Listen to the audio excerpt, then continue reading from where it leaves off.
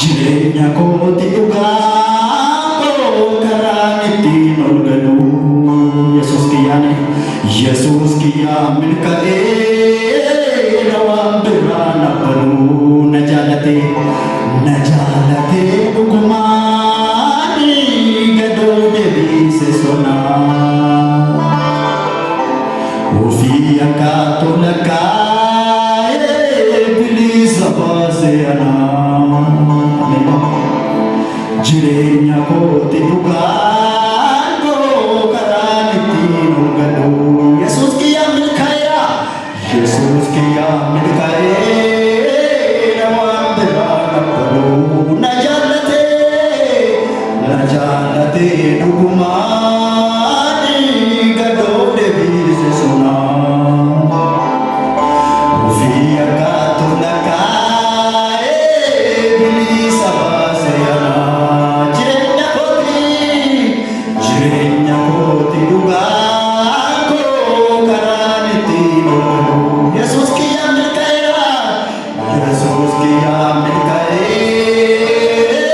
rawam birana paru najalate ukumani gado devi sesona Ufia katulakae bilisa baseana Jirenya koti ugato karangiti nolganu Yesus kia milkae rawam birana paru najalate ukumani gado devi sesona Ufia katulakae bilisa baseana Jirenya koti ugato karangiti nolganu Yesus kia milkae rawam birana paru najalate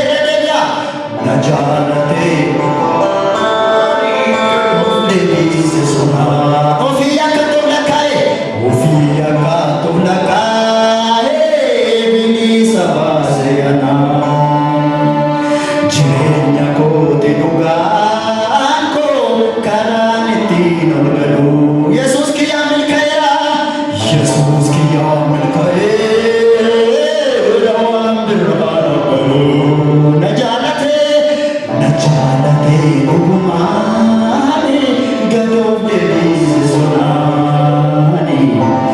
Ufia katulakae bilisa baseana Jirenya koti ugato karangiti nolganu Yesus kia milkae rawam birana paru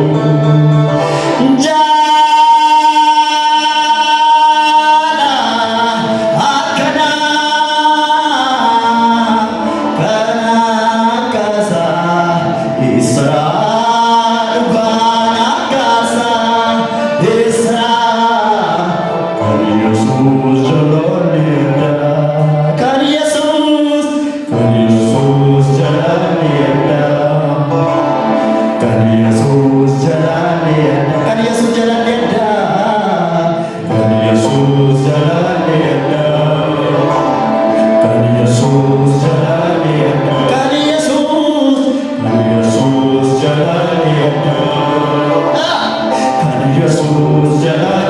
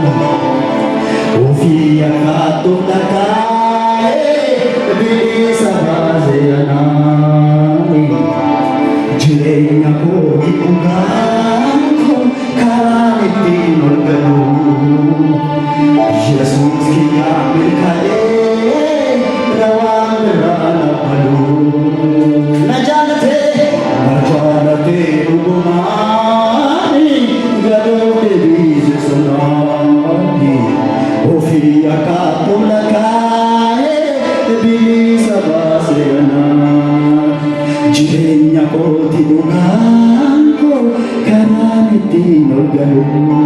Haleluuyaa!